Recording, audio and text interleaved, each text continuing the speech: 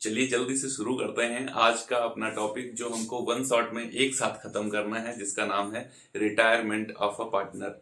Actually इस chapter में दो पार्ट हैं, एक है रिटायरमेंट ऑफ अ पार्टनर, दूसरा है डेथ ऑफ अ पार्टनर। लेकिन दोनों की कैलकुलेशन का जो मेथड है वो डिफरेंट डिफरेंट है, और अगर दोनों को एक में ही किया जाए तो ये वीडियो लगभग 2 घंटे के आसपास का हो जाएगा। इस वजह से हमने सोचा है कि इस चैप्टर को हम दो पार्ट में करेंगे। फर्स्ट पार्ट में हम लोग करेंगे रिटायरमेंट ऑफ अ पार्टनर, एकदम कंप्लीट को हर एक कॉन्सेप्ट को आज क्लियर कर लेंगे इस वीडियो में। और डेथ से रिलेटेड एक दूसरा वीडियो लेके आएंगे हम आपके लिए वन शॉट, जिसमें डेथ की बात करेंगे ओवरऑल। तो चलिए अब हम लोग स्टार्ट करते हैं retirement of a partner. Retirement of partner, कोई भी पार्टनर कब रिटायरमेंट ले सकता है? तो सबसे पहली बात है कि जो भी एग्जिस्टिंग पार्टनर्स हैं उन सभी को एक प्रॉपर नोटिस देना होगा, और उसके बाद में कोई भी पार्टनर रिटायरमेंट ले सकता है फर्म से। जब रिटायरमेंट लेगा तो फिर उसे क्या क्या मिलेगा और क्या क्या कैलकुलेशन होगी, क्या क्या अकाउंटिंग टर्मिनोलॉजी होगी जिसे हमें यूज करना होगा eight the time of retirement of a partner. तो देखो बच्चा, जैसे मैंने तुमको बताया था फंडामेंटल्स, जैसे मैंने बताया था चेंज इन पीएसआर, जैसे मैंने बताया था एडमिशन ऑफ अ पार्टनर का वन शॉट दिया हुआ है पहले से, उसी तरीके से आज ए टू जेड खत्म करेंगे किसको? रिटायरमेंट ऑफ अ पार्टनर एकदम। तो देखो क्या क्या अकाउंटिंग ट्रीटमेंट क्या क्या होगा इस कंडीशन में। Accounting treatment in case of retirement of a partner, सबसे पहले नंबर 1 पर तुम्हें समझना होगा किस बात को? New profit sharing ratio and gaining ratio, इन दो इसको समझना होगा, न्यू रेशियो और गेनिंग रेशियो। ध्यान रखना, जब जब कभी भी पीएसआर चेंज होगा तो फिर वहां पर सेक्रीफाइसिंग या गेनिंग रेशियो आएगा ही आएगा।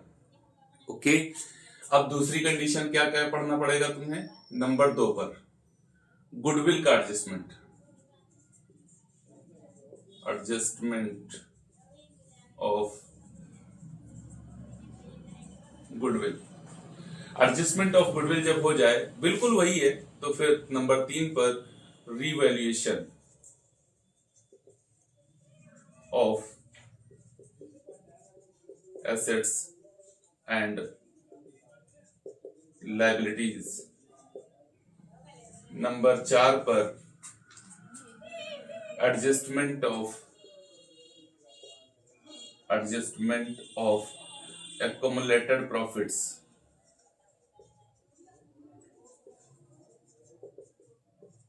एंड नंबर 5 पर most important capital adjustment.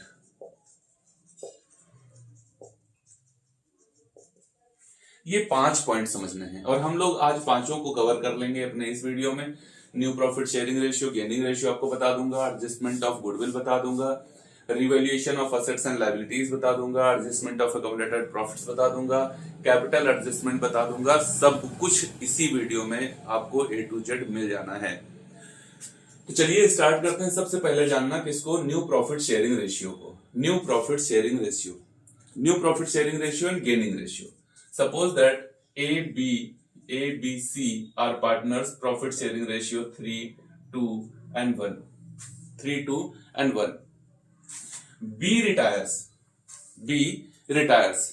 New profit sharing ratio will be. Okay? अब B रिटायर हो गया तो न्यू प्रॉफिट शेयरिंग रेशियो क्या होगा? और मैक्सिमम 90% क्वेश्चंस में यही वाली कंडीशन मिलती है, मतलब कुछ भी नहीं कहा गया होगा। 3 या 4 पार्टनर होंगे, कोई एक पार्टनर रिटायरमेंट ले लेगा, तो जो बचे हुए हैं रिमेनिंग पार्टनर्स, उनका प्रॉफिट शेयरिंग रेशियो क्या होगा? तो ध्यान रखना, यहां पर इसका कैलकुलेशन करते टाइम, न्यू रेशियो का कैलकुलेशन करते टाइम क्या ध्यान रखना है? व्हेन नो इंफॉर्मेशन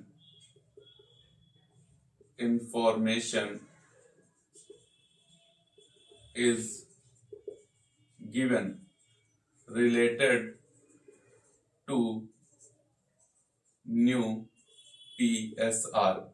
जब न्यू पीएसआर से रिलेटेड कोई इंफॉर्मेशन नहीं दी गई और कुछ नहीं बोला, सिर्फ ये बता रहा कि बी रिटायर हो गया है। ओके, तो इस सिचुएशन में बी रिटायर हुआ तो ए और सी ये दोनों कंटिन्यूइंग पार्टनर हैं, इनका प्रॉफिट शेयरिंग रेशियो क्या होगा, यही वाला ले लो 3:1। ए बी सी डी चार पार्टनर होते, suppose that A B C D चार पार्टनर हैं, ए बी सी डी चार पार्टनर हैं, इनका प्रॉफिट शेयरिंग रेशियो 3:4:3:2:1 है। डी रिटायर हो रहा है तो ए बी सी का प्रॉफिट शेयरिंग रेशियो क्या है, 4:3:2। सी रिटायर हो रहा है तो ए बी और डी का प्रॉफिट शेयरिंग रेशियो क्या है, 4:3:1। ए रिटायर हो रहा है तो बी सी डी का प्रॉफिट शेयरिंग रेशियो क्या है, 3:1। बात क्लियर हो गई। इनका न्यू रेशियो क्या है, जो भी इनका पहले से रेशियो था वही रेशियो रहेगा, उसमें कोई चेंज होगा ही नहीं। और gaining ratio same. Okay, when in the question no information is given about the change of PSR, then you will assume old ratio as new profit sharing ratio and gaining ratio. Okay, क्या मानोगे तुम, जो यहां पर इनका old ratio दिया हुआ था रिमेनिंग पार्टनर्स का, उसी को क्या एज्यूम करोगे, यही इनका न्यू प्रॉफिट शेयरिंग रेशियो है और यही इनका गेनिंग रेशियो है। एकदम बात क्लियर हो गई, समझ में आ गया। अच्छा, अब दूसरी कंडीशन क्या होगी, when new profit sharing ratio is given। New profit sharing ratio कैसे गिवन होगा, सीधा बता देगा A B C are partners at a certain date, B retires and A and C decide his profit sharing ratio that okay, कुछ भी जो भी दिया होगा, सपोज दैट इनका प्रॉफिट शेयरिंग रेशियो इन्होंने डिसाइड कर लिया है 4:2, 2:1, 3:2, कुछ भी जो भी डिसाइड कर लिया है वो इनका न्यू प्रॉफिट शेयरिंग रेशियो है। ओके, अब देखो अगर न्यू प्रॉफिट शेयरिंग रेशियो दिया ही गया है तो यहां प्रॉब्लम क्या है, हमारी कंडीशन क्या थी, न्यू प्रॉफिट शेयरिंग रेशियो हमको कैलकुलेट करना है, क्वेश्चन में ऑलरेडी गिवन है।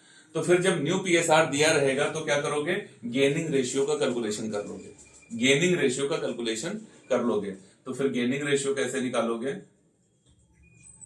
Gaining ratio is equal to new ratio minus old ratio.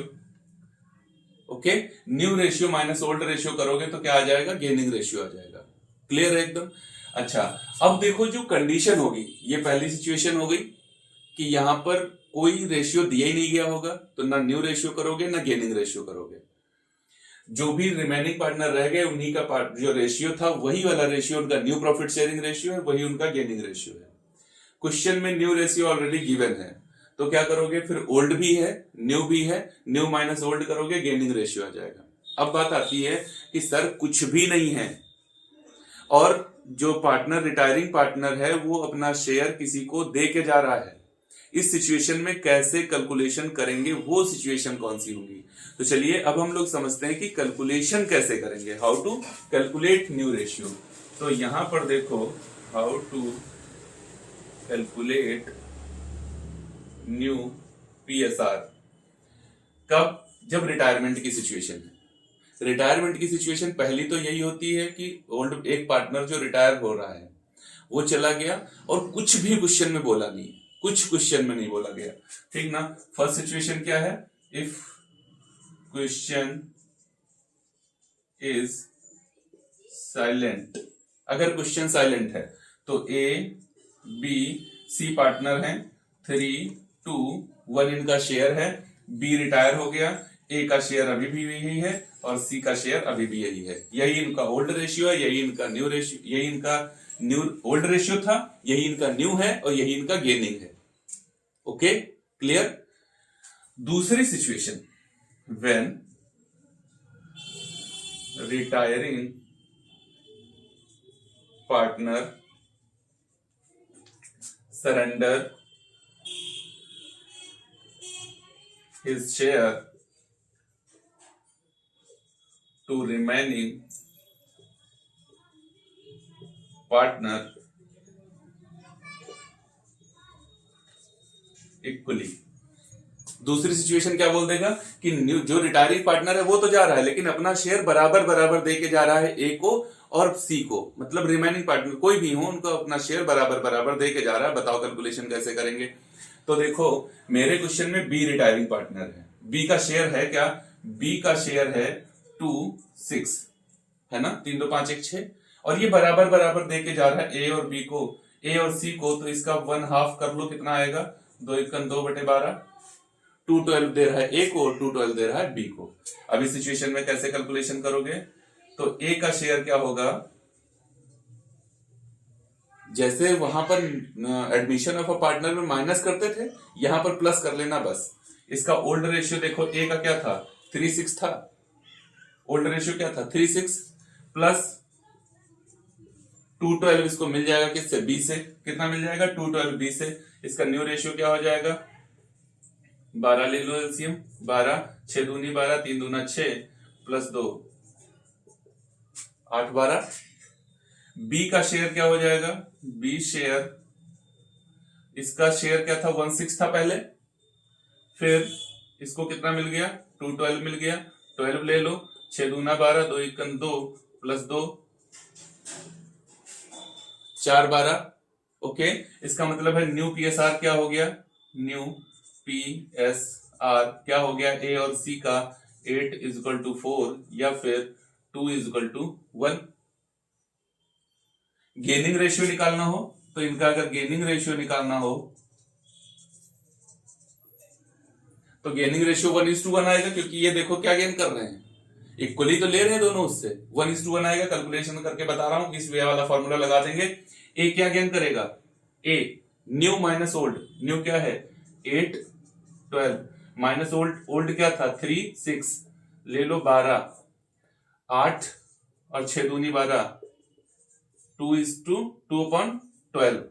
और बी क्या गेन करेगा, बी गेन करेगा, इसका रेशियो था न्यू वाला कितना है 4 12, यहां हो सकता दिख ना रहा हो मैं यहाँ पे लिख दे रहा हूं, इसका था कितना 4 12, न्यू है 4 12, ओल्ड कितना था 1/6, 12 ले लो 4 माइनस 6 दूनी 12 2 212। देखो इसका भी 212 इसका भी 212, गेनिंग रेशियो क्या आएगा 1:1। तो जब कभी भी दो कंडीशन हो गई है, देखो जब क्वेश्चन साइलेंट होगा तो जो ओल्ड रेशियो रिमेनिंग पार्टनर का था वही उनका न्यू है, वही गेनिंग है। जब रिटायरिंग पार्टनर अपना शेयर इक्वली सरेंडर करके जाएगा रिमेनिंग पार्टनर्स को, तो उनका गेनिंग रेशियो क्या होगा 1:1:1:1, जितने भी पार्टनर सबको 1:1। ओके, न्यू रेशियो ऐसे कैलकुलेट करोगे। अच्छा, थर्ड सिचुएशन क्या हो सकती है इसमें, यहां पर थर्ड सिचुएशन क्या होगी, when retiring partner surrender his share in particular proportion to remaining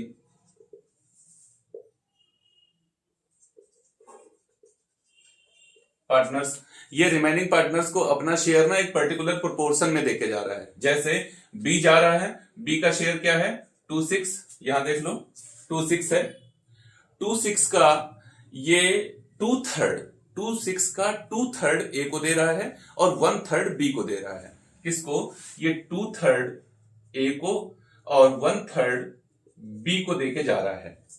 तब कैलकुलेशन कैसे करोगे, देखो इसने अपना शेयर अलग अलग प्रोपोर्शन में दे दिया, कैसे सॉल्व करोगे इसको, देखो यहां पर ए को कितना देगा, बी सरेंडर टू ए कितना 2/6 का 2/3 कितना आएगा 4 6 3 18, और बी सरेंडर टू सी कितना 2/3, 2/6 इसका शेयर था और इसका 1/3, 2 और 6 3 18, ठीक ना। 418 दे रहा है ए को और 218 दे रहा है सी को। अब यही सिचुएशन हो गई, ए का शेयर क्या होगा ए का शेयर क्या होगा, ए का शेयर कितना था, 36 था, देखो कितना था, 3 2 1 6 था, 3 2 5 1 6, 36 था, उसमें ऐड कर दो कितना 4 18, कितना हो जाएगा 18, एलसीएम ले लो, 6 3 18 3 3 9 प्लस 4 बराबर 13 18। फिर बी का शेयर क्या होगा, बी का शेयर यहां पर इसका शेयर था 16 प्लस इसको मिल रहा है 1/3 निकाला 218, 218 18 एलसीएम ले लो, 6 3 18 3 प्लस 2 518। न्यू पीएसआर क्या हो गया, न्यू पीएसआर 13:5, कितना 13:5। ओके क्लियर हो गया, 13:5। गेनिंग रेशियो इनका क्या आएगा, गेनिंग रेशियो कैलकुलेशन कर लो, 2:1 आएगा, कितना आएगा 2:1 जो यहां पर ये दे रहा था। लेकिन तुम मानना मत, मैं क्या कहता हूं, अकाउंट्स में मैथमेटिक्स में कभी भी कोई भी कुछ कहे तुम नहीं मानना, कैलकुलेशन करके देख लो, अगर वो आ जाए तो फिर मान लेना उसके बाद कि हाँ यही होता है। जब उसने 2/3 दिया है तो यही आएगा, करके देख लो। ए का देखो न्यू शेयर क्या है 1380 माइनस ओल्ड 36 18 एलसीएम ले लिया तो ये 13 आ गया, माइनस 6 3 18 3 3 9, कितना आएगा 4 18 है ना। और बी का रेशियो क्या है, new new new new new new क्या है, सी, बी नहीं सी, बी तो जा ही रहा है, सी का मैंने बी लिखा हुआ ना यहाँ पे, सी का रेशियो है वो, ठीक।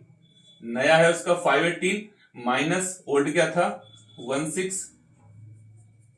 सही आ जाओ भाई, 16 कितना 18 ले लो, यहां तो 5 आ ही गया 5 और 6 3 18 क्या आया 2 18। गेनिंग रेशियो क्या है, गेनिंग रेशियो इज 4:2 या 2:1, वही तो था यहां पर 2:1। क्लियर। तो at the time of retirement of partner you will calculate new profit ratio as follows. Okay, अगर ये सिचुएशन है तो जो रह गए उनका ओल्ड रेशियो, उन्हीं का न्यू रेशियो होगा, वही उनका गेनिंग रेशियो होगा। जब रिटायरिंग पार्टनर अपना जो शेयर है वो सरेंडर इक्वली करके जाएगा रिमेनिंग पार्टनर्स को, तो इस तरीके से गेनिंग करोगे, न्यू रेशियो कैलकुलेट करोगे। गेनिंग रेशियो इस सिचुएशन में जब वो इक्वली करके जा रहा होगा तो 1:1 आएगा। जब पर्टिकुलर प्रोपोर्शन में वो अपना शेयर सरेंडर करके जाएगा तो जो प्रोपोर्शन यहां दिया होगा यही उनका गेनिंग रेशियो है, और न्यू शेयर का कैलकुलेशन इस तरीके से किया जाएगा। एकदम बात क्लियर है। तो अब चलिए आगे बढ़ करके हम लोग समझते हैं क्या, adjustment of goodwill and revaluation of assets and liabilities, और उसके बाद में adjustment of accumulated profits and capital adjustment. तो एडजस्टमेंट ऑफ गुडविल, एडमिशन के टाइम पे मैंने आपको पढ़ाया था कि अगर कोई पार्टनर नया आ रहा है तो गुडविल लेके आएगा, बिल्कुल पक्का कसम खा के याद रखना। उसका एडजस्टमेंट किए बिना तुम क्वेश्चन को सॉल्व मत कर देना।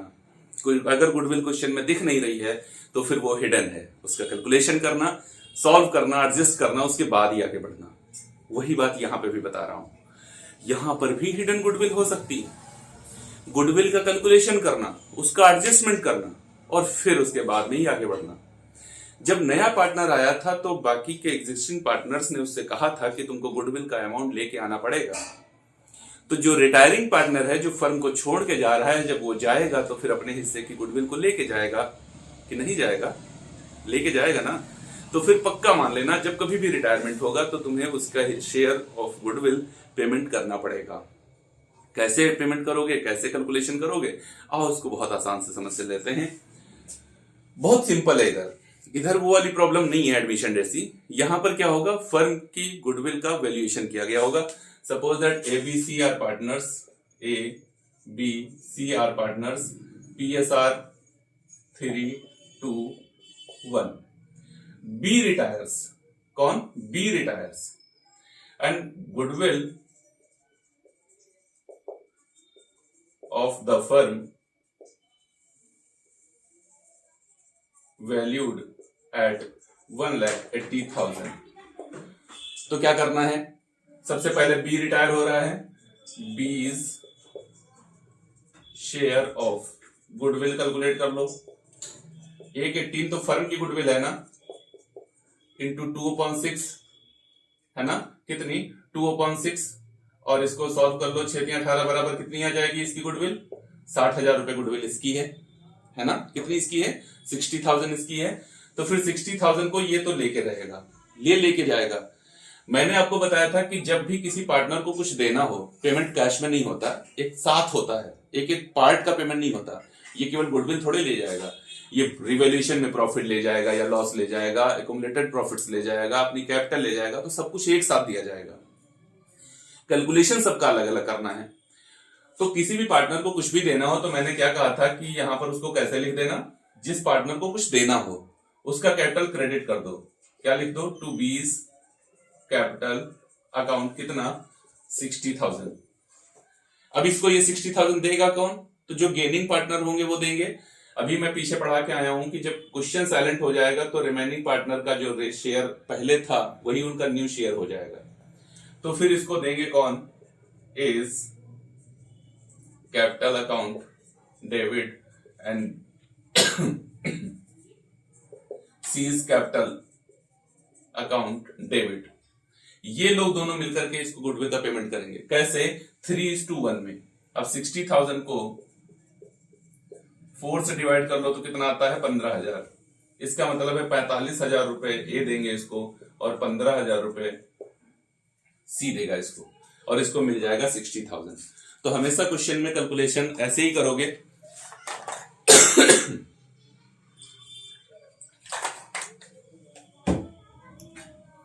कभी भी कोई कंडीशन चेंज नहीं होगी, मतलब गुडविल का कैलकुलेशन तुम्हें बिल्कुल ऐसे ही करना है। गेनिंग रेशियो, क्वेश्चन साइलेंट है तो ऐसे हो गया। अपना प्रोपोर्शन वो इक्वली सरेंडर करके जाता है तो 1:1 में बराबर बराबर दोनों देंगे। अपना शेयर वो पर्टिकुलर प्रोपोर्शन में सरेंडर करके जाता है तो वैसे कैलकुलेशन करोगे, कैसे भी करो, लेकिन गुडविल का एडजस्टमेंट ऐसे ही करोगे। कई बार क्वेश्चन में गुडविल दिया ही नहीं होगा तो वो तुमसे कैलकुलेशन करा लेगा। जैसे वो कह रहा है कि 4 साल का प्रॉफिट दिया हुआ है तुमको कितना, 40,000, 50, 60 और 80। इसका एवरेज प्रॉफिट करो कितना, 8 से 14 और 14 और 4, 14 और 4 होता है 18, 18 और 5 23 डिवाइडेड बाई 4, मतलब 2,30,000 रुपए इनका प्रॉफिट दिया हुआ है। इसका एवरेज निकाल लो। इसका एवरेज करोगे कितना आएगा, 4 पंचे 20 और बचेगा 3 हो जाएगा 30, 4 7 28, बचेगा 2 हो जाएगा 20, 4 पंचे 20 और इसके बाद बचा 2 0, 57,500 रुपए, 57,500 एवरेज प्रॉफिट आ गया। और वो कह रहा है कि goodwill of the firm, goodwill question ये है, goodwill of the firm valued eight 2 years of purchase on the basis of 4 years average profit. तो सबसे पहले क्या करोगे, 4 years का एवरेज प्रॉफिट ले लो, ये निकाल लिया। इसको 2 से मल्टीप्लाई कर दो, 2 नंबर ऑफ परचेजिंग ईयर, 5 दूना 10, 2 सती 14, 1 15 और 2 पंचे 10 से 11, 1,15,000 रुपए की गुडविल आ गई। ये अपना शेयर देखो जा रहा है ये, तो इसका 26 लेके जाएगा, ये 26 लेके जाएगा। सॉल्व कर लो, 2 1 2, 2 3 6 और 3 से इसको सॉल्व कर लो, 3 3 9, बचेगा कितना, 2 हो जाएगा 25, 3 और 8 24, बचेगा 1 10 हो जाएगा, 3 3 9, 3 3 9 3, ऐसे 38,333 इसका शेयर हुआ। अगेन इसको इसी तरीके से एडजस्ट करोगे, एंट्री यही करोगे और शेयर निकाल लिया तुमने ऐसे। मैं सिर्फ समझा रहा था तुमको कि क्या, या तो क्वेश्चन में डायरेक्ट क्वेश्चन बता दिया गया होगा कि गुडविल का वैल्यूड इतना, वैल्यूएशन इतना किया गया, तो सीधे उसका शेयर निकाल दो, उसके शेयर की गुडविल आ जाएगी। उसके शेयर की गुडविल को रिमेनिंग पार्टनर्स अपने गेनिंग रेशियो में एडजस्ट कर लेंगे। ओके, और कभी कभी ऐसे नहीं देगा तो बता देगा कि फर्म की गुडविल का वैल्यूएशन लास्ट 4 ईयर के एवरेज प्रॉफिट के 2 नंबर ऑफ परचेजिंग ईयर पे किया गया, तो इस तरीके से लास्ट 4 ईयर का प्रॉफिट करो, उसको नंबर ऑफ 4 डिवाइड करो, फिर नंबर ऑफ परचेजिंग ईयर से मल्टीप्लाई करो, गुडविल आ जाएगी। उसमें फिर रिटायरिंग पार्टनर का शेयर निकाल लो और उसको रिमेनिंग पार्टनर्स क्या करेंगे, पेमेंट करेंगे। बात क्लियर है? गुडविल का कैलकुलेशन बस इतना ही है eight the time of retirement of a partner. Okay, उम्मीद है समझ में भी आ गया होगा। कंफ्यूजन रहे तो बता देना। देखो, वन शॉट आपके कॉन्सेप्ट की क्लियरिटी के लिए केवल होता है। अगर आपको डिटेल में कॉन्सेप्ट पढ़ने हैं तो पहले बुक में ही पढ़ना पड़ेगा, और उसके बाद में यहाँ पर सिर्फ कॉन्सेप्ट क्लियरिटी होती है। इसलिए मैं आपको फॉर्मूले नहीं लिख रहा हूँ, मैं ए टू जेड मतलब स्टेप बाय स्टेप जाकर के आपको नहीं बता रहा हूँ, मैं सीधे चीजें बता रहा हूँ ताकि आप उनको कैच कर पाए, है ना। ये वीडियोस आपके लिए एग्जाम से पहले बेनिफिशियल होते हैं, तो उसी के बेस पर प्रिपेयर कर रहे हैं, किए हैं हमने इनको। तो यहाँ पर ये मत सोचना कि सर ने फॉर्मूला नहीं लिखा है, सर ने बहुत शॉर्ट में बता दिया।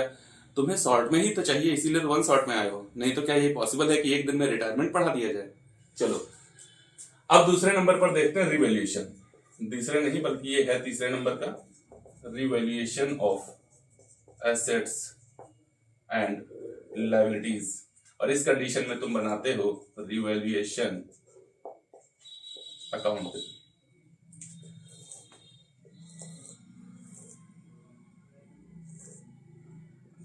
बहुत बार बता चुका हूं, ये तीसरी बार हर वीडियो में बता रहा हूं इसको, हर वीडियो में इसको बता रहा हूं। लेकिन जो वीडियो मैंने एडमिशन ऑफ अ पार्टनर में बताया रिवैल्यूएशन अकाउंट, वो बहुत ही इंपॉर्टेंट है ना। वहां पर मैंने बहुत ज्यादा डिटेल में सब कुछ बताया हुआ है। फिर से बताऊंगा, ऐसा नहीं कि इस वीडियो में नहीं बताऊंगा, यहाँ पर भी बताऊंगा। देखो, अगर सीधी सीधी बात करें तो 4 वैल्यू यहाँ पर आती है। असेट्स तुम्हारी अंडर वैल्यूड हो जाए, नॉमिनल नेचर होता है इसका। तुम्हें नुकसान हो जाए तो इस साइड में लिखना, तुम्हें फायदा हो जाए तो इस साइड में लिखना। स्टॉक तुम्हारा, असेट्स तुम्हारी अंडर वैल्यूड है तो इस साइड में लिखना, ओवर वैल्यूड है तो इस साइड में लिखना। बस इतना ही होता है, ओके। लेकिन अब देखो, फिर भी मैं तुमको कुछ और बातें बता दे रहा हूं। कैसे? अगर तुम्हारी कोई असेट्स क्या हो गई है, ओवर वैल्यूड है, एसेट्स ओवर वैल्यूड है तो यहां लिखना, ठीक है ना। To depreciation, dep on assets है तो फिर यहां लिखना, ठीक है ना। टू लायबिलिटी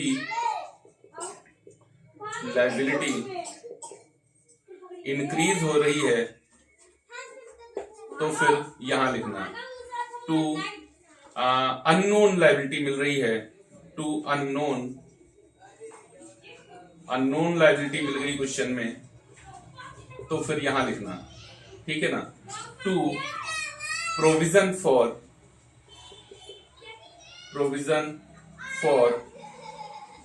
बैड डेट्स यहां लिखना, ठीक है ना। और टू पार्टनर्स कैपिटल कैसे? प्रॉफिट ऑन रिवैल्यूएशन में प्रॉफिट हो जाएगा तो यहां लिखना, ओके।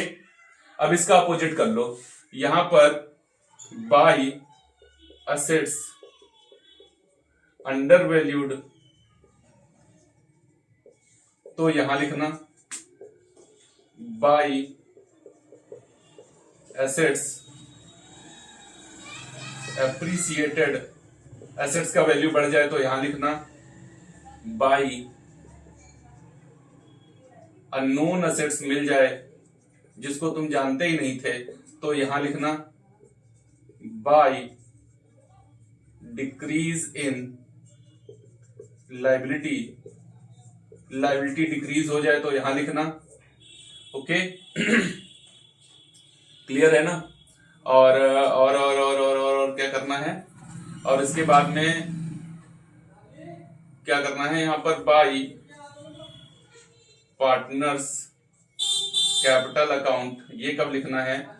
लॉस ऑन रिवैल्यूएशन तो यहां लिखना, okay.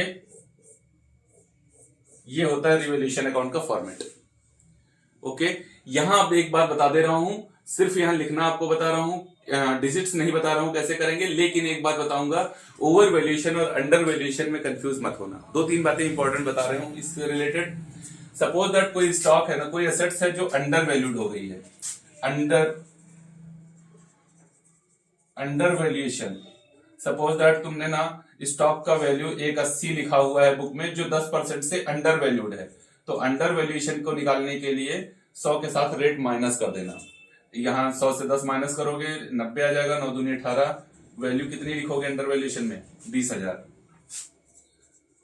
Over valuation over valuation को निकालने के लिए सपोज दैट 2,20,000 रुपए की कोई स्टॉक है जो 10% से क्या हो गया है, ओवर वैल्यूड है, तो क्या करना है, इसको 100 के साथ में रेट ऐड कर लेना, 100 के साथ में रेट ऐड कर लेना, कब, ओवर वैल्यूएशन में। और यहां पर ये सॉल्व कर दोगे तो 11 दूना 22, 20,000 रुपए से ये ओवर वैल्यूड है। ओके, अगर क्वेश्चन में लिखा हो machine, suppose that machine reduced to 40% और मशीन लिखी हुई है, बैलेंस शीट में मशीन लिखी है 1 लाख की, इसका मतलब है कि अब वो 40% रह गई है, तो डेप कितनी लग गई है, डेप कितनी लग गई है, 60,000 की डेप लग गई है। बात समझ रहे हो? ऐसे तो ये 3 इंपॉर्टेंट पॉइंट थे जो मुझे लग रहा है फिर से यहां पर बता दूं, नहीं तो ये 3 बार बता चुका हूं। डिजिट्स नहीं बता रहा हूं, सिर्फ लिखना बता रहा हूं कि किस साइड में ये ऐसे लिखा जाएगा। और हाँ, बहुत ज्यादा इंपॉर्टेंट पॉइंट है provision for bad dates. Okay, provision for bad dates बहुत ज्यादा इंपॉर्टेंट पॉइंट है। यहां पर सिर्फ इतना बता रहा हूं कि प्रोविजन जब भी कोई परसेंटेज दिया हो तो डेटर्स की बुक वैल्यू पर चार्ज करेंगे। किस वैल्यू पे चार्ज करेंगे, बुक वैल्यू पे चार्ज करेंगे। फिर जो वैल्यू निकल के आएगी वो जो क्वेश्चन में ऑलरेडी प्रोविजन दिया हुआ है बैलेंस शीट में, उसके साथ मैच करेंगे। अगर उससे कम है तो इधर ट्रांसफर करेंगे, अगर उसके बराबर है तो कुछ ट्रांसफर नहीं करेंगे, और अगर उससे ज्यादा काम कर लिया है हमने ऑलरेडी तो बैलेंसिंग फिगर इधर ट्रांसफर होता है। ये चीज अगर समझनी है तो फिर एक बार फिर से चले जाना एडमिशन ऑफ अ पार्टनर के वन शॉट में, और वहां पर देख लेना, बहुत डिटेल में ये समझाया है, इसके डिजिट्स के साथ में इसको वहां पर बताया है मैंने। ओके, तो चलिए, अब हो गया मेरा 3 point, new profit ratio, gaining ratio हो गया, गुडविल एडजस्टमेंट हो गई, revaluation of assets and liabilities हो गया है। अब इसके बाद हम लोग चलते हैं एक्युमुलेटेड प्रॉफिट्स को एडजस्ट करते हैं, और उसके बाद में most important point capital adjustment समझते हैं, क्योंकि लॉन्ग क्वेश्चन का ये पार्ट होगा और शॉर्ट क्वेश्चन में अलग से 3 नंबर के क्वेश्चन में तुमसे कैपिटल एडजस्टमेंट पूछ सकता है। लास्ट में समझना है adjustment of accumulated profits and capital adjustment। Writing को थोड़ा मैनेज करना भाई, कभी नहीं सही हो पाई। क्या करना है, हम लोग को accumulated प्रॉफिट्स को एडजस्ट करना है और पार्टनर्स की कैपिटल को एडजस्ट करना है। एक्युमुलेटेड प्रॉफिट्स कौन से होंगे, देखो बैलेंस शीट जो क्वेश्चन में तुम्हारी बनी हुई है ना, ओल्ड बैलेंस शीट, जो ओल्ड बैलेंस शीट बनी है उसमें वैल्यू लायबिलिटी साइड में मिलेंगी तुमको कौन सी, general reserve, PL, IFR, WCR. Okay, ये जो पीएल का बैलेंस है ये लायबिलिटी और एसेट्स दोनों साइड हो सकता है, तो इसका ध्यान रखना।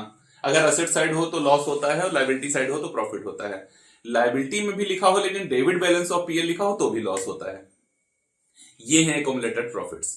तो इनको कैसे एडजस्ट किया जाता है, अगर आईएफआर और डब्ल्यूसीआर को समझना है तो मैंने change in PSR second number chapter का जो 1 शॉट दिया है वहां पर बहुत डिटेल में जर्नल एंट्री के साथ में इसको बताया है, वहां समझ लेना। यहां शॉर्ट में बताऊंगा थोड़ा, और क्या करूंगा कि इनको एडजस्टमेंट तो बताऊंगा लेकिन पार्टनर्स कैपिटल के साथ साथ कैपिटल अकाउंट में ही एडजस्टमेंट इनकी बता दे रहा हूं। तो सबसे पहले हम लोग करते हैं partners capital account. Partners capital account,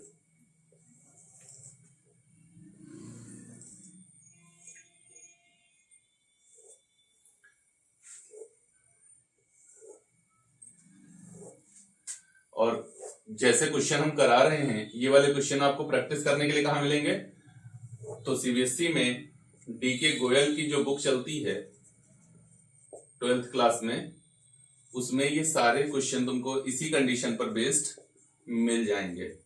वहां से तुम खूब प्रैक्टिस जितनी चाहो उतनी कर सकते हो। कोई क्वेश्चन नहीं लगे तो हमको बताइएगा, टेलीग्राम पे कॉमर्स विद वेदशिरा ज्वाइन कर लो और वहां पे अपनी क्वेरी हमसे कर सकते हो। इंस्टाग्राम पे भी कॉमर्स विद वेदशिरा के नाम से है, वहां पर भी हमसे जुड़ सकते हो। तो देखो पार्टनर्स कैपिटल का फॉर्मेट बन गया। मैं फिर बताता हूं कैसे कैलकुलेशन करेंगे। देखो सबसे पहले क्या लिखना, बाय बैलेंस बीडी। ये कहां मिलेगी, ओल्ड बैलेंस शीट में। पहले से तीनों पार्टनर की कैपिटल दी होगी। सपोज दैट इनकी कैपिटल है 5 लाख, 4 लाख और 3 लाख।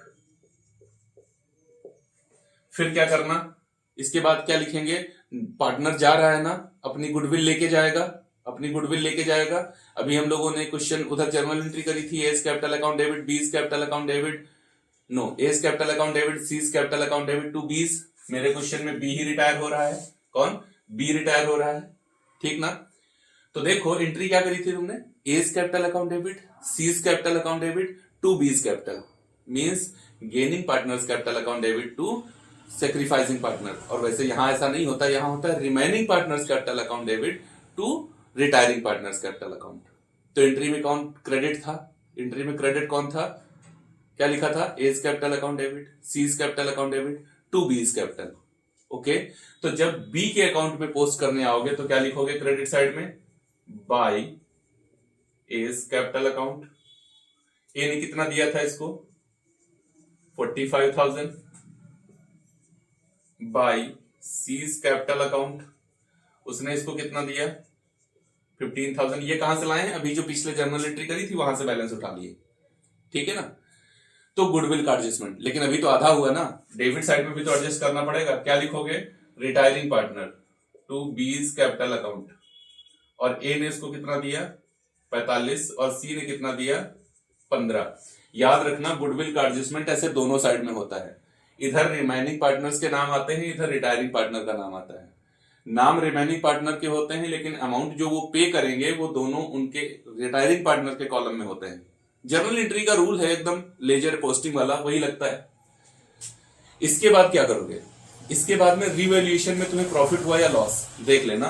सपोज दैट तुम्हें प्रॉफिट हो गया, तो by revaluation account, suppose that 20,000 रुपए इसको मिला और 10,000 रुपए इसको मिला। रेशियो 3:1 लेके चल रहे हैं ना, तो फिर उसी रेशियो में लेके चलो। सपोज दैट ना तुम्हारा प्रॉफिट हुआ है 60,000 का, तो फिर इसको मिलेगा 30,000, इसको मिलेगा 20,000 और इसको मिलेगा 10,000। मैं सिर्फ डिस्ट्रीब्यूशन समझा रहा हूं, इसलिए ये मत सोचना कि डिजिट सर ऐसी ले लेते हैं जो इक्वली डिविजिबल है। तुम्हें लिखना समझ में आना चाहिए बस।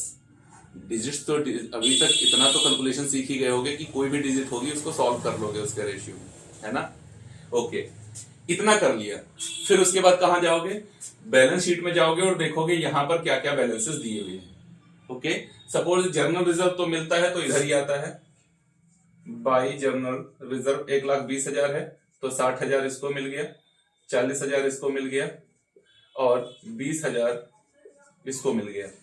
पीएल का बैलेंस में मान लेता हूं लॉस है, तो इधर लिखोगे टू पीएल अकाउंट। पीएल में लॉस कितना मान ले, 30,000 मान लेते हैं, तो 30,000 में कितना कितना मिलेगा, 6 पंचे 30, 15,000 इसको लॉस बियर करना पड़ेगा, 10,000 इसको करना पड़ेगा और 5,000 इसको करना पड़ेगा। उसके बाद आईएफआर, आईएफआर में क्या हुआ है, जो बुक वैल्यू है आईएफआर में तुम्हारा रखा हुआ है 1 लाख। आईएफआर में कितना है, 1 लाख रुपए है तुम्हारा।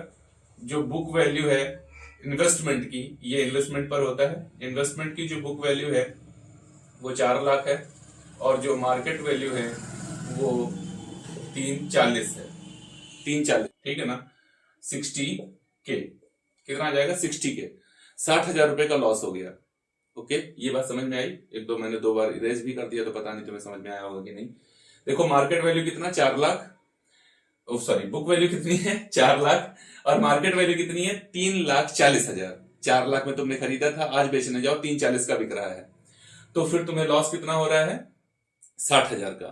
ओके, और यहां पर तुम्हारे पास कितना पैसा रखा हुआ था, कितना पैसा रखा हुआ है 1 लाख, तो फिर तुमने 60,000 का लॉस यहां से पूरा किया, फिर भी तो 40,000 बच गए।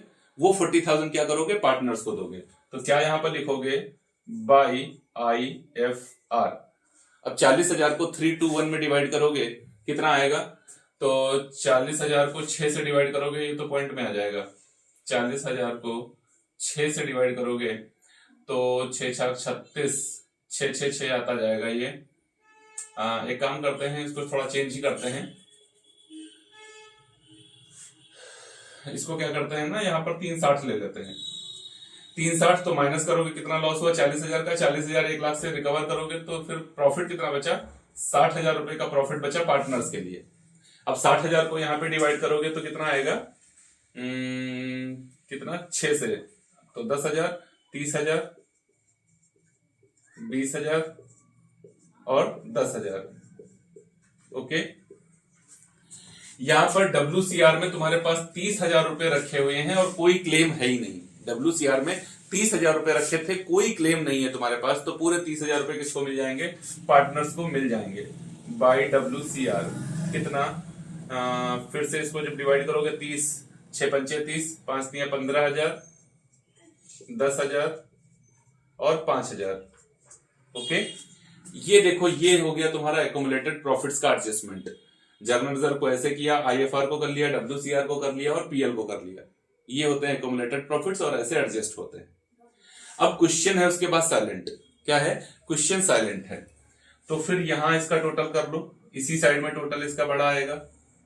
ओके, यहां का टोटल करो, 3,10,000, 3,00,000, 10, 10, 20, 20, 40 और 5, 45, 3,45,000।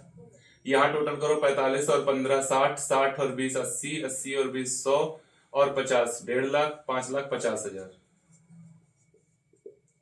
यहाँ का टोटल करो 6 3 9 9 6 3 3 6 6 6 12, 1,20,000, 1,30,000, 1,35,000, 6,35,000। यही यहां ले आओ, 6,35,000, 5,50,000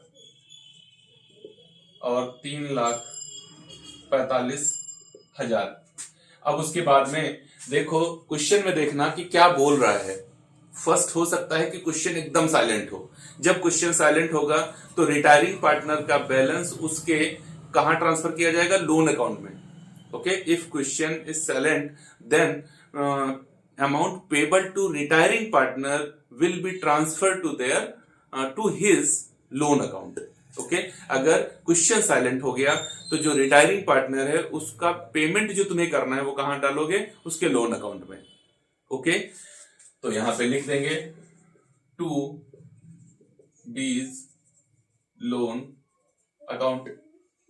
ओके, कितना, 550 में से 10,000 काट लो, उसको कितना देना है, 5,40,000 देना है। या फिर उसको कभी बोल देगा कि उसको पेड करेंगे कैश में, तो क्या लिख दोगे, टू कैश अकाउंट 5,40,000। ओके, या बोल रहा है कि उसके करंट अकाउंट में तो खैर नहीं ट्रांसफर करेंगे, करंट अकाउंट में ट्रांसफर नहीं करते हैं, करंट अकाउंट में ट्रांसफर नहीं करेंगे। ओके, तो या तो उसके लोन अकाउंट में ट्रांसफर करोगे और या तो कैश अकाउंट पेमेंट करोगे कैश में, तो टू कैश या बाई कैश पेमेंट करोगे।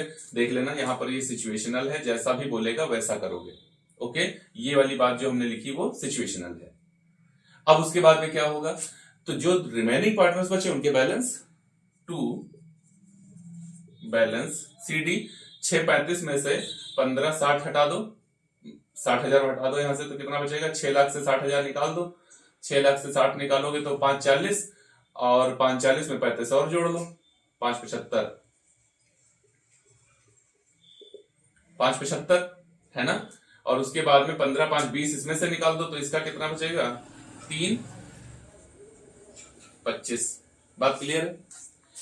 क्वेश्चन जब कभी भी सिंपल होगा तो इतने पे खत्म हो जाएगा, इतनी भी कैलकुलेशन होंगी नहीं तुम्हारी, वो सिचुएशनल है। कितनी होंगी, तो यहां पर देखो कितनी सिचुएशन होंगी, मतलब इतने पॉइंट तो नहीं होंगे, इनमें से कुछ हो सकते हैं और कुछ नहीं भी हो सकते हैं। ये मैक्सिमम है जो मैंने तुमको बताया है, इससे बड़ा नहीं बनेगा पार्टनर्स कैपिटल अकाउंट।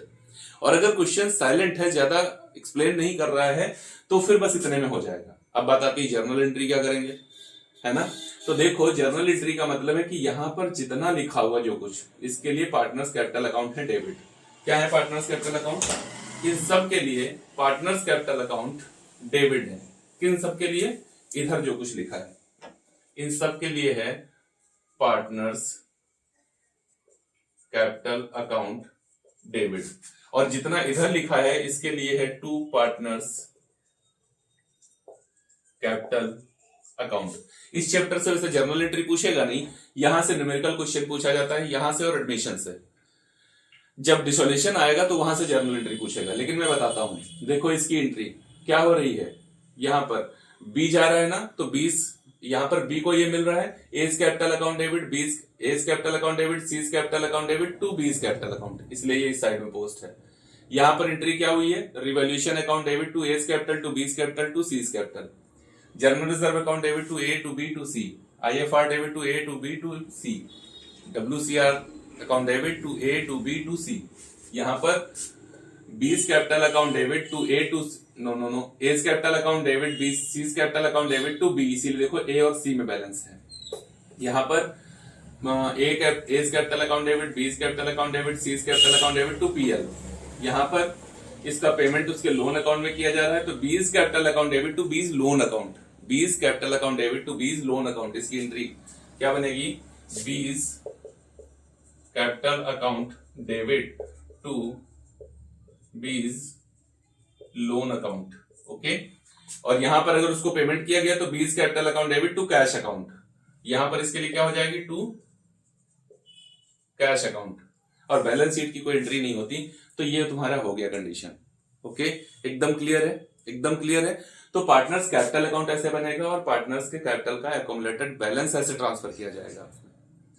अब बात आती है कि पार्टनर्स के कैपिटल को एडजस्ट कैसे किया जाएगा। न्यू पार्टनर चाहते हैं कि अपनी कैपिटल को एडजस्ट कर लें, क्या न्यू पार्टनर चाह रहे हैं कि अपनी कैपिटल को एडजस्ट कर लें, तब क्वेश्चन कैसे बनेगा। तो देखो इस सिचुएशन में क्या करना, यही वाले बैलेंसेस जो हैं इनको आगे ब्रॉड फॉरवर्ड करना, ये वाले बैलेंसेस को ब्रॉड फॉरवर्ड करना। 5 कंडीशन होती हैं, आराम से बैठ के सुनते रहो, मैं तुमको वो 5 कंडीशन क्लियर कर देता हूं जो होती हैं कैपिटल एडजस्टमेंट से रिलेटेड। जब कभी कैपिटल एडजस्टमेंट की बात करेगा तो ये वाला बैलेंस है, ब्रॉड डाउन कर लेना बाय बैलेंस BD, किसका, 575। अगर एडजस्टमेंट की बात करेगा तो फिर इसका भी बैलेंस ले आना, तो वहां पर पेमेंट मत करना, 540 और 3 25। ओके, ये बैलेंस है, यहां पे ये ब्रॉड डाउन कर लिए।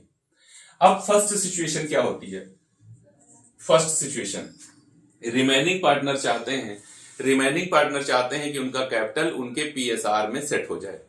When remaining partners decide to set their capital in their profit sharing ratio, वो क्या चाह रहे हैं, अपनी कैपिटल को अपनी प्रॉफिट शेयरिंग रेशियो में एडजस्ट करना चाह रहे हैं। तो देखो ABC 3 पार्टनर है, ABC 3 2 1 है, ये रिटायरिंग पार्टनर है। रिमेनिंग पार्टनर A और C चाह रहे हैं कि उनका कैपिटल उनके प्रॉफिट शेयरिंग रेशियो में आ जाए। ओके, तो क्या करना है, यहां पे जो जा रहा है उसको तो हटाओ, उसका पेमेंट फिर यहां पे लाके करना है ऐसे, टू बीज लोन अकाउंट, कितना, 4,40,000 5,40,000। अब A और C चाहते हैं अपनी कैपिटल को अपने यहां एडजस्ट कर लेना, कैसे, अपने न्यू PSR में। तो A और इनका कैपिटल ऐड कर लो, A का कैपिटल कितना है 575 और C का कैपिटल कितना है 325, ऐड कर लें तो 0 0 0 0 7 2 9 1 10 5 3 8 1 9, 9 लाख रुपए की कैपिटल है। और ये क्या चाह रहे हैं, इसको एडजस्ट कर देना चाह रहे हैं किसमें, अपने न्यू प्रॉफिट शेयरिंग रेशियो में। ओके, तो इस 9 लाख की कैपिटल को वो क्या चाह रहे हैं, अपने प्रॉफिट शेयरिंग रेशियो में एडजस्ट करना चाह रहे हैं। तो प्रॉफिट शेयरिंग रेशियो क्या है, 3:1। इसको 4 से डिवाइड कर लो, 4 से डिवाइड करोगे क्या आएगा, 4 दूनी 8, बचेगा 1 हो जाएगा, 2 10 हो जाएगा, 4 दूना 8 और फिर बचेगा 2 20 हो जाएगा, 4 पंचे 20, 2,25,000। अब 225 को 3 से मल्टीप्लाई करोगे तो क्या आएगा, 675। ओके, तो क्या लिख लेना है, अब ये न्यू कैपिटल क्या चाह रहे हैं, टू बैलेंस CD। 225 को 3 से मल्टीप्लाई करो कितना आएगा, 6,75,000। 2,25,000 को 1 से मल्टीप्लाई करोगे तो क्या आएगा, 2,25,000। ओके, और अब क्या होगा, देखो जिस पार्टनर का कैपिटल कम या ज्यादा हो रहा होगा वो अपनी कैपिटल को लेके आएगा या फिर यहां से कैपिटल को लेके जाएगा। जैसे इसका टोटल यहां देखो कितना हो रहा है, 675, यहां कितना है 575, तो इसका 1 लाख रुपए इसको लेके आना पड़ेगा। 675 तुमने टोटल किया, यहां पर 675 यहां पे लेके जाओ। ओके, और ये फिर क्या करेगा, 1 लाख रुपए इसको लेकर के आना पड़ेगा तो यहां लिखोगे बाई कैश अकाउंट। बी की तो बात ही खत्म हो गई, ये तो अपना पेमेंट लिए अपने घर को निकल गए या फिर इनके लोन अकाउंट में चला गया, तो इनकी तो बात ही छोड़ दो। सी को देखो, इनकी कैपिटल कितनी 325, होनी कितनी चाहिए 225। तो भाई साहब ये क्या करेंगे, 325 इनकी कैपिटल ऑलरेडी लगी हुई है, यहां पर होनी चाहिए थी कितनी, केवल 225। तो ये 1 लाख रुपए निकाल करके अपने घर लिए चला जाएगा। क्या लिखोगे, टू कैश अकाउंट। ओके, बात समझ में आ गई। ये कंडीशन कब लगाओगे, जब ओल्ड पार्टनर्स ये चाह रहे हैं कि उनका कैपिटल उनके प्रॉफिट शेयरिंग रेशियो में एडजस्ट हो जाए, उनका कैपिटल उनके प्रॉफिट शेयरिंग रेशियो में एडजस्ट हो जाए, तब ये सिचुएशन अप्लाई होगी। ओके, अच्छा अब क्या हो रहा है कि ओल्ड पार्टनर्स जो हैं, ओल्ड पार्टनर्स वो चाह रहे हैं कि हमारी कैपिटल ना, न्यू कैपिटल हमारी ना वो कितनी हो जाए, 8 लाख रुपए हो जाए। न्यू कैपिटल कितनी हो जाए, 8 लाख रुपए हो जाए, और इसको न्यू प्रॉफिट शेयरिंग रेशियो में एडजस्ट कर लिया जाए। मतलब when remaining partners new capital will be adjust in new PSR, जब रिमेनिंग पार्टनर की न्यू कैपिटल उनके न्यू पीएसआर में एडजस्ट की जाए, तब कैसे एडजस्टमेंट किया जाता है। देखो सिंपल है, बिल्कुल यही सिचुएशन रहेगी, ठीक ना, यही वाली। बाई बैलेंस बीडी कितना है इसका कैपिटल 575, यहां ब्रॉट डाउन करोगे 540 बी का और 325। अब क्या चाह रहे हैं, इसका पेमेंट कर दो सबसे पहले, उसके लोन अकाउंट में डाल दो, बीज लोन अकाउंट कितना 5,40,000 और इनका मामला खत्म करो।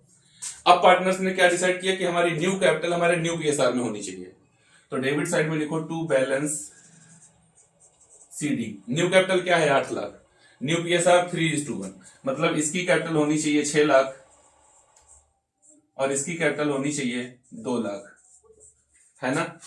अब वही काम फिर से कर लो, वही काम जो यहां पे किया था, जिसकी कैपिटल ज्यादा है, इसकी कैपिटल देखो यहां 6 लाख है, इसकी कैपिटल कितनी है 6 लाख है, तो ये भाई क्या करेगा 2 लाख 1 लाख रुपए, ना 6 लाख है, 25,000 और लेके आओ बाई कैश अकाउंट, 25,000 ले आओ। ओके, यहां 6 लाख, यहां 540, इनका तो सीधा लिख दो, कुछ मत करना। और इनका है 325, कितना है 325, और होनी कितनी चाहिए 2 लाख, तो 1,25,000 तुम निकाल के घर लेके चले जाओ। यहां पर टू कैश अकाउंट, सी क्या करेगा 1,25 निकाल के घर लेके जाएगा। तो 2 कंडीशन हो गई। फर्स्ट कंडीशन, जब ओल्ड पार्टनर्स की existing capital, when existing capital of old remaining partners is to be adjust in new PSR. Second, when new capital of remaining partner is to be adjust in new PSR, and third condition और इसको erase कर देते हैं ना, यहां पे समझाते हैं तुमको पूरा, बस ये याद रखना कि बैलेंसेस हम लोग यही वाले कैरी फॉरवर्ड करेंगे। तो सिचुएशन क्या होती है, third situation, when old capital of all partners is to be adjust in new PSR, when old capital of old balance sheet is to be adjusted in their new profit sharing ratio. Okay, क्या करना है, अगर याद हो अभी यहां पे जब हम लोगों ने किया हुआ था, आपको नहीं याद हो तो थोड़ा बैक में चले जाओ और वहां देखो ओल्ड कैपिटल एबीसी की हमने कितनी लिखी थी, ए की थी कितनी 5 लाख, बी की कितनी थी 4 लाख, सी की कितनी थी 3 लाख, 5 4 9 3 12 लाख रुपए की कैपिटल है। और ओल्ड, अब रिमेनिंग पार्टनर क्या चाह रहे हैं कि हमारी कैपिटल वही ओल्ड वाली रहे। कितनी कैपिटल रहे, ओल्ड वाली, तो तीनों की ऐड करना। Okay, when old capital of old balance sheet is to be adjust in new PSR, तो ओल्ड कैपिटल क्या है 12 लाख, और ये कैसे एडजस्ट की जा रही है न्यू पीएसआर में। तो सबसे पहले तो वो बैलेंस ब्रॉट डाउन करो इधर, बाई बैलेंस बीडी, कितने बैलेंस थे मुझे तो याद भी नहीं है, शायद 575, और ये 540 और ये था तुम्हारा 325। क्वेश्चन वही लेते हैं, अगर मैं ठीक हूं तो बैलेंस यही थे। ठीक, अब क्या चाह रहे हैं पार्टनर्स कि हमारी ओल्ड कैपिटल जो है ओल्ड बैलेंस शीट की उसको न्यू पीएसआर में कर लें। तो न्यू पीएसआर कितना है, ए और सी रह गए हैं 3:1 में। 3:1 में 3:1 में इसको डिवाइड करोगे, 4 से डिवाइड करोगे, कितना आएगा, 3 लाख। तो इसका मतलब है सबसे पहले बी का तो पेमेंट कर दो। बी इज लोन, कितना, 540। अब ये क्या चाह रहे हैं कि टू बैलेंस सीडी, यहां पर हमेशा न्यू कैपिटल होती है। न्यू कैपिटल इस रेशियो में 12 लाख को डिवाइड करो तो इसकी कैपिटल होनी चाहिए 9 लाख और इसकी कैपिटल होनी चाहिए 3 लाख।